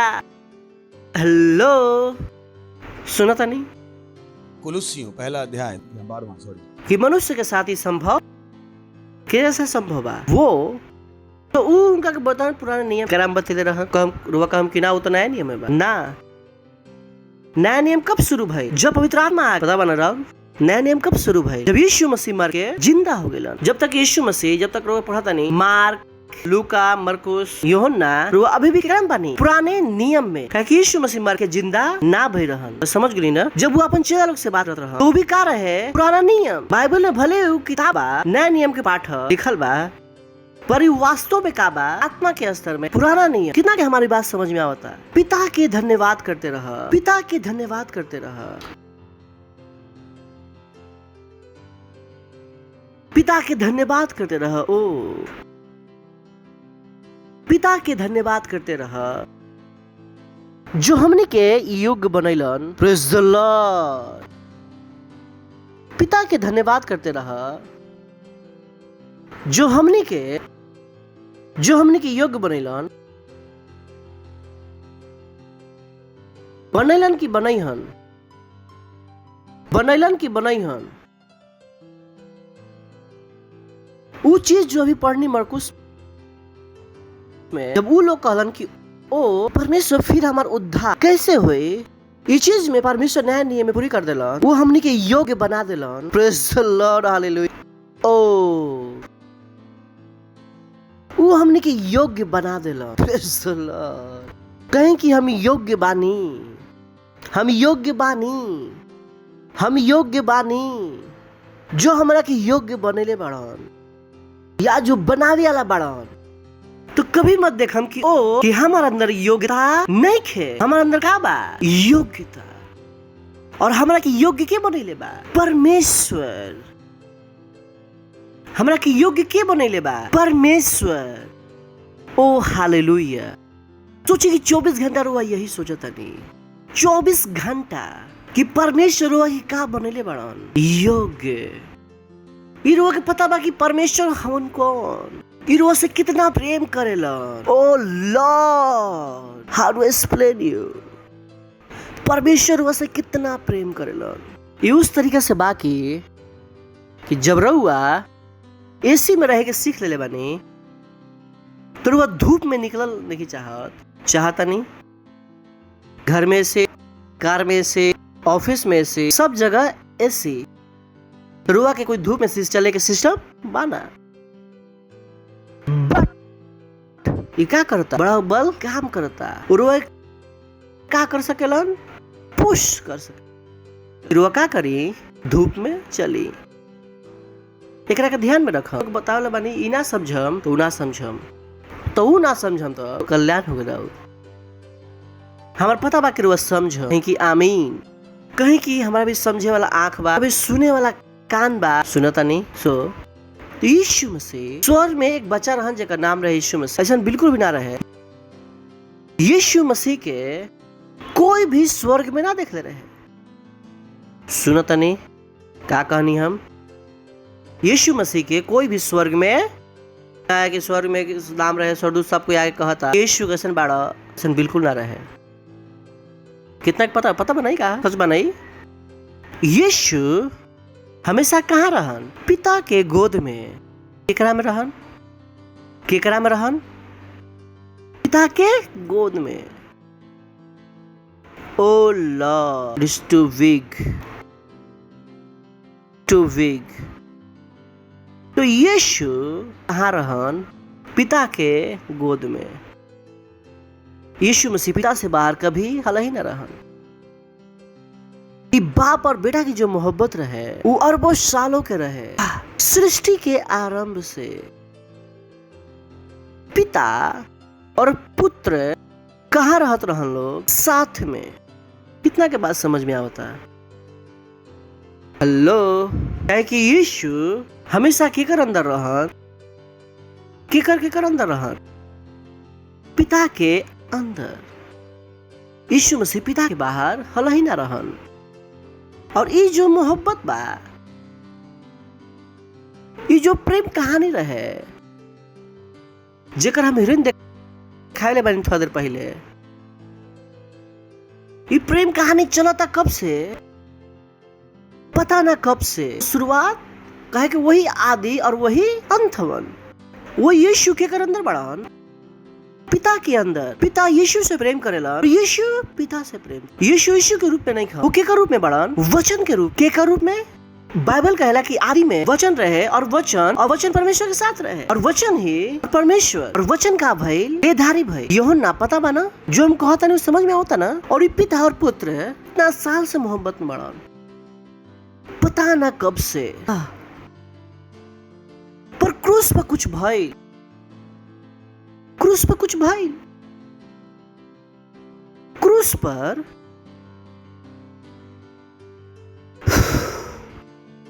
हमनी के योग्य बनावे खातिर, ओ बॉय, जो हमने कभी पढ़ नहीं जाए। क्यों हमने के का कइलन, रुआ के पता नहीं कि योग्यता खातिर परमेश्वर का कीमत चुकइलन। रुआ योग्यता के कभी हल्का में ना ले। रुआ कभी ना कह पाए कि पास्टर ई ना हो पाई। अगर हम रुआ से कहें कल 100 आत्मा जीते के बाद, रुआ कहम हाँ पास्टर, कहे कि रुआ पता नहीं है कि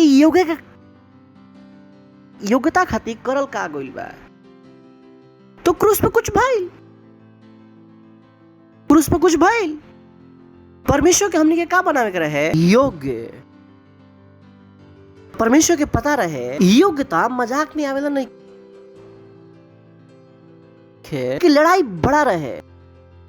का रहे, यहाँ में छोड़ता नहीं जा, 12-13 में जाता नहीं जा। ऊ है, ओ बॉय, ऊ है मतलब कौन, परमेश्वर। कोई ऊ है, ये सब क्या करता, सबके करता है पिता। रुआ ऊ माँ बाप ना रह करता है पिता। ऊ है हमने के अंधकार के। ओह, Can I have 3 people? Example देने के लिए अच्छा आप आ जाइए। अच्छा रुआ जाए। ओके केविन। बदकानन आप इधर। ओके, ज्यादा मजबूत क्या लगता है ना, दिस नाइस। रुआ समझ पाता कि हम का सोचता नहीं, पर वो कहता रहन ऊ है हमने के कि परमेश्वर के पता रहे लड़ाई बड़ी बा।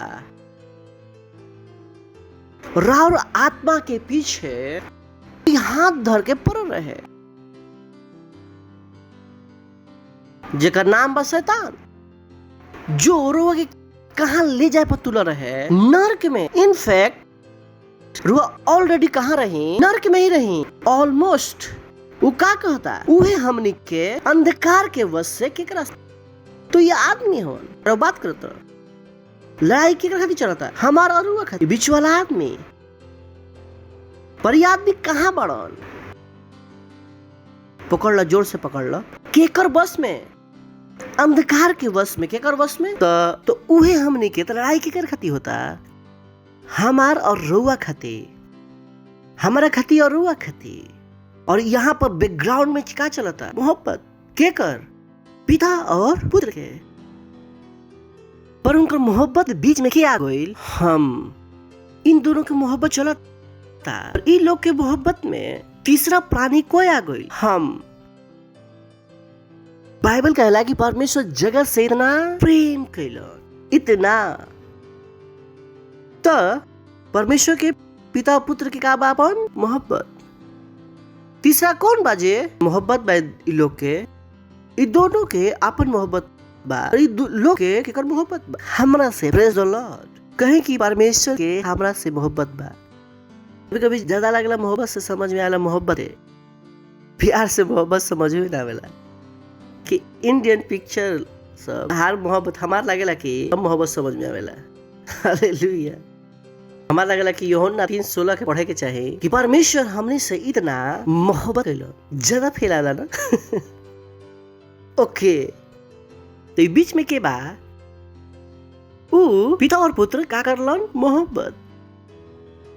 पर ये इनकी जो माशूका है वो फंसी हुई है। कहाँ फसल बड़न, अंधकार के वश में। ये उ तरीका से बा कि कोई के पति सौतन के वश में बड़न, और अच्छापन भी जला पराठा का लगेला से अच्छा खाना के बनावेला।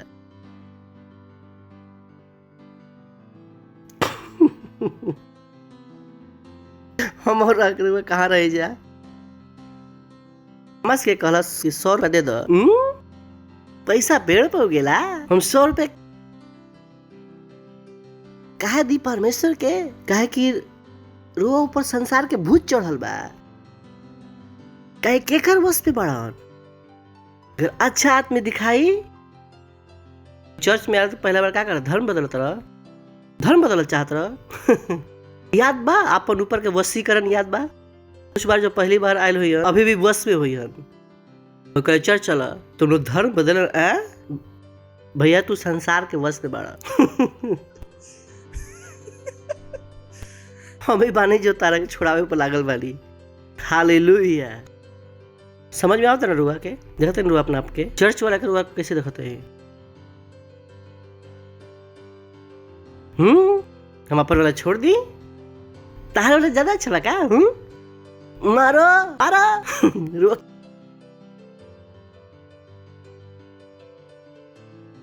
केकर वश में बानी, अंधकार के वश में। केकर वश में, रुआ के अंधकार से प्रेम बा। ओ यही सब कुछ हवन। Praise the Lord, hallelujah, praise the Lord. पर लड़ाई चलता, का चलता, और परमेश्वर का करत रहन, प्रेम। ओ बॉय, अब परमेश्वर के पता रहे ये लड़ाई मजाक में ना जीतल जाए। ओ बॉय, हाँ वो चीज बा जो हिला देवेला। Just wish. Calm down. तो परमेश्वर के पता बा कहेंगे कि छोड़ावे के बा, प्रोसेस कहेंगे मजाक में छोटी हन ना। तो क्रूस पर कुछ कैलन, तो हमनी के सारा पाप केकरा ऊपर लाद देलन, यीशु पर। अब यीशु के पता रहे कि पाप लादे जाए के मतलब का है, और यही कारण रहे कि यीशु मसीह गतसमनी के बगीचा में का करत रहन, प्रार्थना। अब रुआ के आज समझ में आई कि ना 3:16 पहला बार समझ में आई। यहाँ पर पिता और पुत्र के आपन मोहब्बत चलता कब के, अरबों सालों के। और यहाँ पर के आ गई हम, जिकरा से प्रभु का करेलन मोहब्बत। और क्रूस पर यीशु पर परमेश्वर का लाद दिलन सारा पाप। और परमेश्वर बहुत पवित्र हवन, वो पाप के देख ना सकेलन। जैसे वेल्डिंग मशीन होला ना, वेल्डिंग मशीन अपन बच्चा लोग को सिखाइला, वेल्डिंग मशीन के मत देखा तो आंख में का हो जाए खराब, सीखे लोग हम ना बच्चा लोग के। वैसे ही परमेश्वर बहुत पवित्र बड़न, वो पाप के देख ना सकेलन। वो यीशु मसीह के पता रहे, ये वो चीज रहे जो यीशु मसीह के परेशान करत रहे। उनका पता रहे जब वो क्रूस पर जाई हन तो उनका ऊपर दुनिया भर के पाप लादल जाई। और ये टाइम हुई हाँ, जब पहला बार परमेश्वर और पुत्र अलग हो जी हन। इतिहास में पहला बार पिता और पुत्र जो अरबों साल से का रहन साथ में, आज इनकर जुदाई होके वाला बा। यीशु मसीह के समझ में ना आता है कि हम करम का, काहे कि वो पिता के बाहर कभी हल ही ना रहन। उनको समझ में ना आता हन कि होई कैसे। और बीच में के रहे हम और रउआ। और बाइबल कहेला परमेश्वर जगत से इतना प्रेम कैलन कि अपन इकलौता पुत्र दे दिलन। इतिहास के सबसे नाजुक क्षण रहे यही कारण रहे। आकाश काला हो गए रहे और पत्थर थरथराए लगे रहे। एक सृष्टि के भी समझ में ना होता है कि कैसे रिएक्ट करे के बाद। एक सृष्टि भी देख लेना रहे, वो पिता और पुत्र के कहा देख ले रहा हमेशा साथ। और यहाँ पर परमेश्वर के का करे के पड़ल, हमनी के मोहब्बत में आपन मोहब्बत छोड़े के पड़ल। जब रोज समझ जाइला ना, परमेश्वर के करे खातिर कुछ भी करे के आसान हो जाला। कैसे रुआ के वश से छुड़ा के ले लन, पकड़ ली, खींच ली, हल्के खींचिए, ले जाएंगे खींच, छोड़ तो दो अभी। ये तो पकड़ के ही रख ले बड़ा, ऐसे मजबूत आदमी ले रही डरा देख के। हालेलुया, थैंक यू बैठ सकीला। समझ में आयल रुआ के परमेश्वर का कैलन, हमने के अंधकार के वश से छुड़ाइलन और कहाँ लेके आइलन अपन प्रिय पुत्र के राज्य में।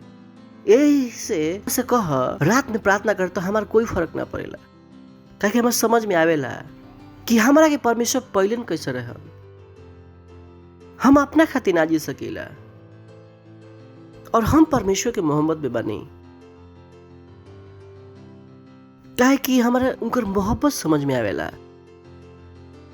कुछ उतना बड़ा नहीं है जो हम के दे ना सकेला, उनकर मोहब्बत समझ में आवेला। हम का दें परमेश्वर के जो परमेश्वर पहले से ना दे दिलन। कौन सा ऐसा इंसान बा जिनका के हम अरबों साल से हम जानीला। हमार बच्चा हमार सेवा करे खातिर से ना रोक सकेला। दुनिया की कोई भी रिश्तेदारी परमेश्वर की सेवा करे से ना रोक सकेला। हमार पता बा हमरा के पावे खातिर, हमरा के छोड़ावे खातिर का भई रहे।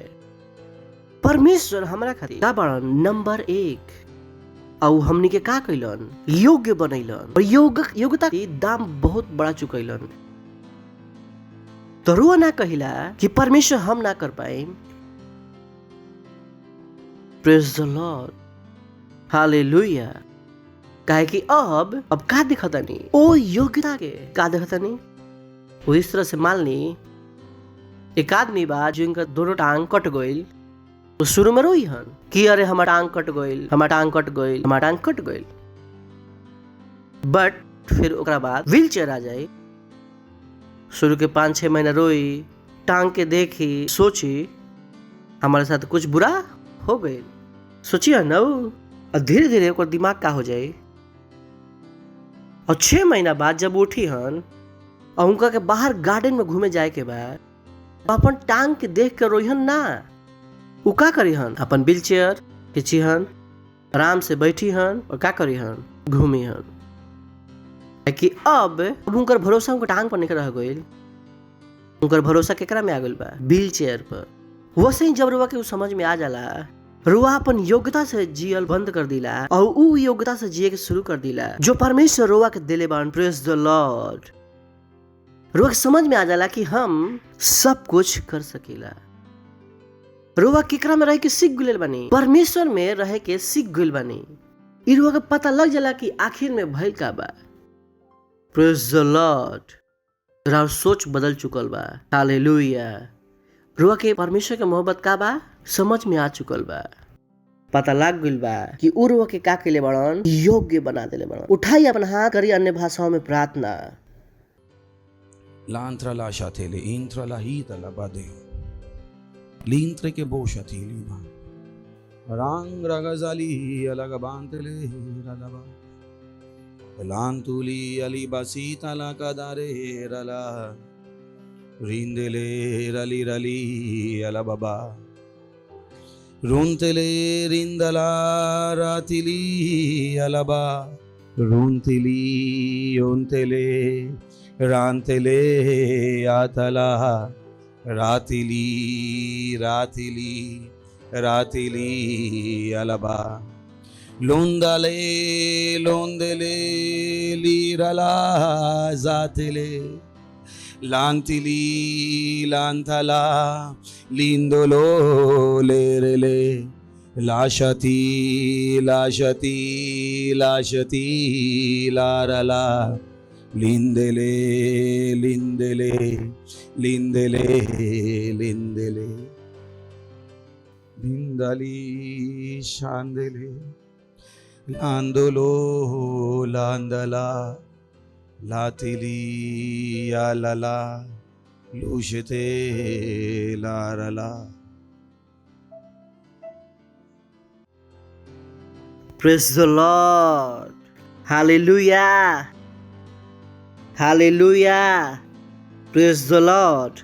Okay, अगर वह पहली बार आयल बानी तो अच्छा जगह आयल बानी है ना। तो हम रोवा के स्वागत कर चाहता नहीं, खड़ा हो सकता नहीं अगर वह पहला बार आयल बानी। और हम चाहता नहीं कि अगर वह अंधकार के वश में रही तो आज छूट जाए।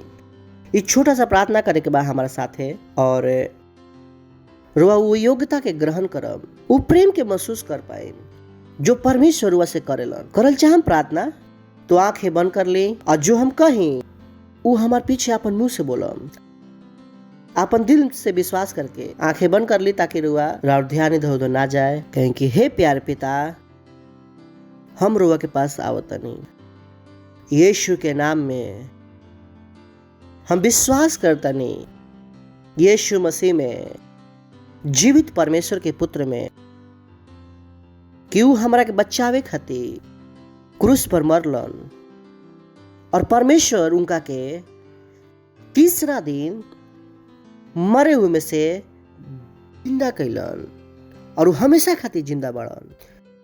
आज हम यीशु के बुलाओ तनी, हम अपन जीवन में हमार प्रभु होके खातिर, हमार स्वामी होके खातिर धन्यवाद प्रभु, धन्यवाद प्रभु। हम बच गइल बानी। आज से हम परमेश्वर के संतान हैं और हम अपना अंदर परमेश्वर के जीवन को ग्रहण करतनी यीशु के नाम में, आमीन। और जोर से ताली बजा सकीला इनका खातिर thank you. Praise the Lord.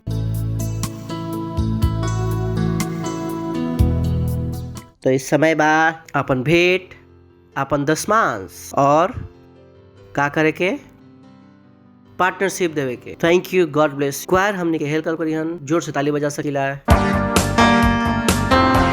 O yes, तेरे जैसा कोई और नहीं, तू ही है। तूने मुझे जीवन दिया, परिपूर्णता का जीवन। यीशु, तेरे जैसा कोई नहीं। यीशु, तुझसे मैंने जिंदगी पाई। यीशु, तेरे जैसा कोई नहीं यीशु, तुझसे मैंने जिंदगी पाई, तूने मुझे जीवन दिया, और तू ही मुझसे करता है प्यार सबसे जुदा।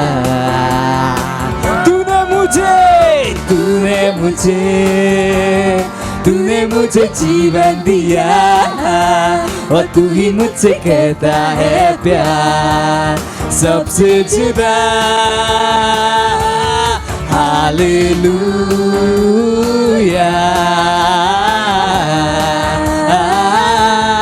हालेलुया, हालेलुया, हालेलुया, हालेलुया,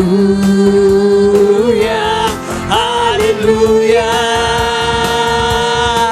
ओ यीशु, यीशु, तेरे जैसा कोई नहीं यीशु, तुझसे मैंने जिंदगी पाई यीशु, तेरे जैसा कोई नहीं यीशु, तुझसे मैंने जिंदगी पाई, तूने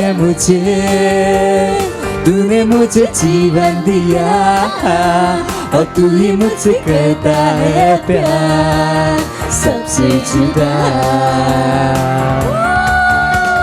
तूने मुझे जीवन दिया, और तू ही मुझसे करता है प्यार सबसे जुदा। हालेलुया, हालेलुया, हालेलुया,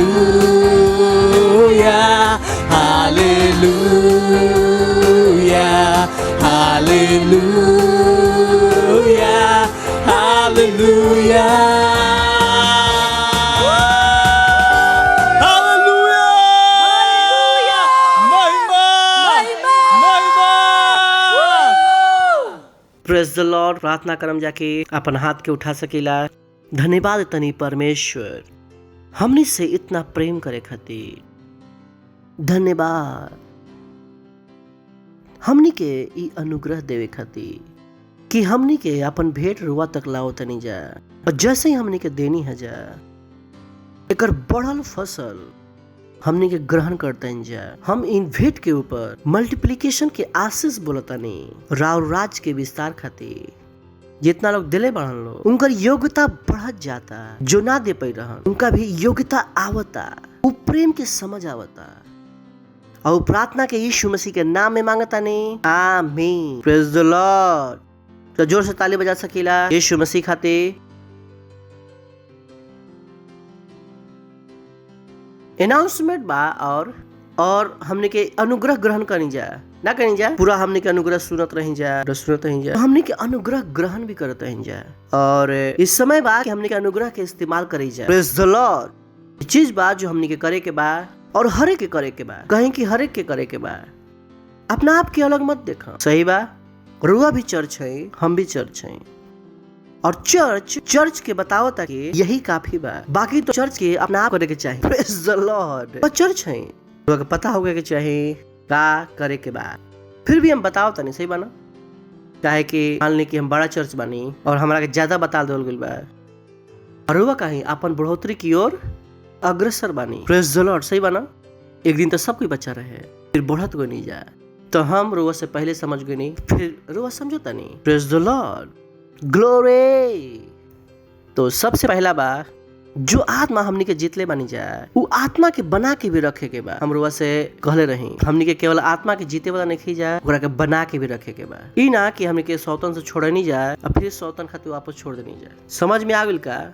छोड़ दो पति के, फिर वापस पति कहाँ चाहिए सौतन के बाद? फिर हम क्या छोड़ देम जा और उनका के यहाँ पर बना के ना रखम जा, तो फिर से वो कहाँ चल जी हन?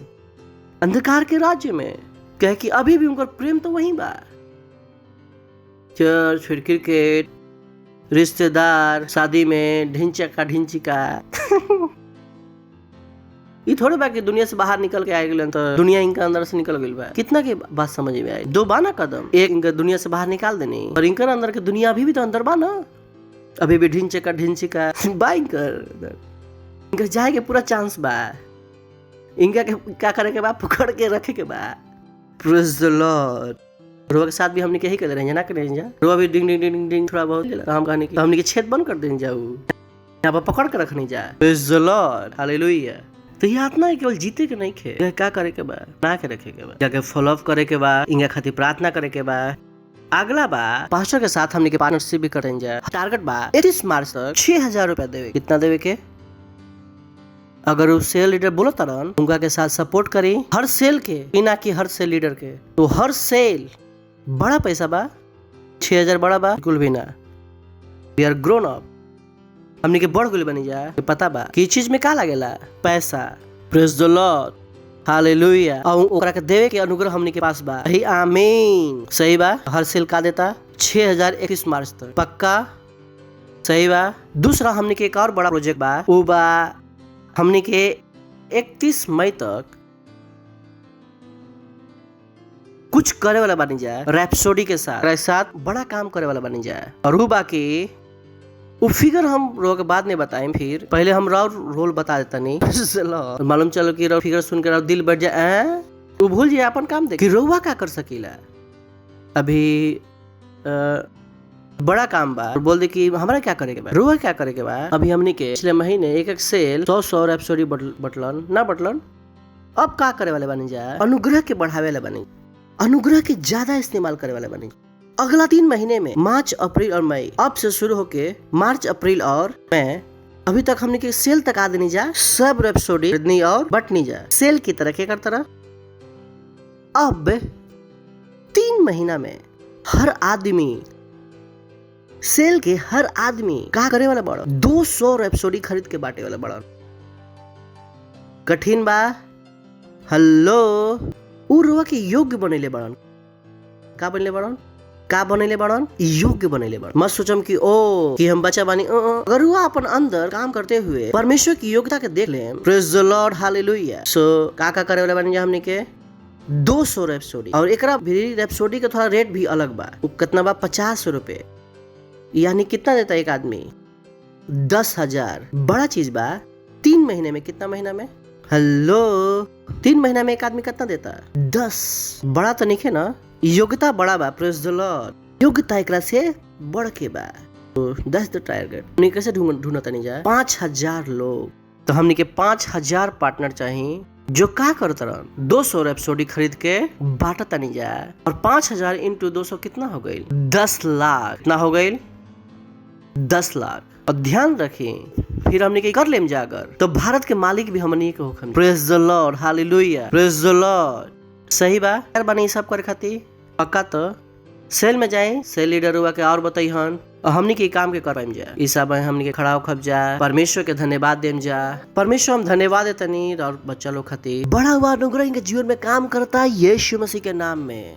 जो उनको सुनने वाला उनको योग्यता बा इनका अंदर करे के यीशु मसीह के नाम। हमने के मलाड के चर्च से पूरे विश्व तक पहुंचता जाए यीशु मसीह के नाम में। इनका द्वारा लाखों आत्मा आवता यीशु मसीह के नाम में। अरबों रुपए से पार्टनरशिप करता यीशु मसीह के नाम में। तो अपन अंदर काम करती योग्यता के देख पाओ तरन यीशु मसीह के नाम में। धन्यवाद देतनी परमेश्वर, धन्यवाद देतनी। अही प्रार्थना के यीशु मसीह के नाम में मांगतनी, आमीन। परम पिता के प्रेम, यीशु मसीह के अनुग्रह और पवित्र आत्मा के सहभागिता हमनी के साथ सदा खातिर बन रही यीशु मसीह के नाम में, आमीन। निश्चय ही भलाई और करुणा सदा हमारे जीवन में निवास करी और हम सदा खातिर परमेश्वर के घर में निवास करत रहन यीशु मसीह के नाम में, आमीन। Thank you, God bless you. आनंद मनाई, वचन काम करेला।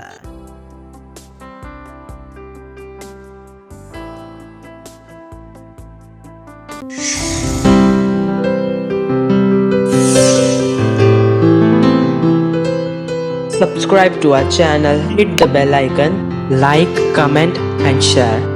Thank you and God bless you.